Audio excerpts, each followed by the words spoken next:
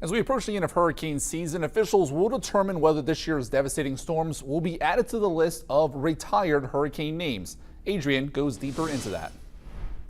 We're nearing the end of hurricane season, which officially goes through the end of November, and look how active it's been across the Atlantic and Gulf of Mexico. We've had a couple Cat 5 hurricanes like Beryl, which was a historic storm for being a Cat 5 in June.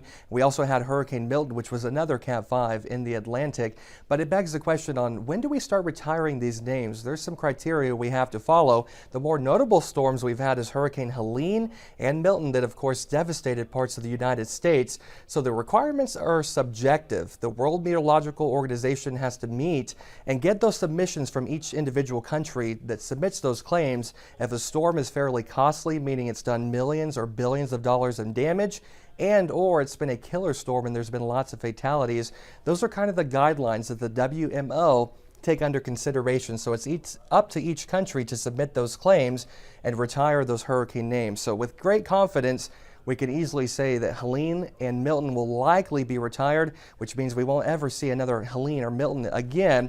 But that's, again, these are requirements that we have to keep an eye on for the WMO. Once we find out more officially when those names are retired, we'll be the first to let you know.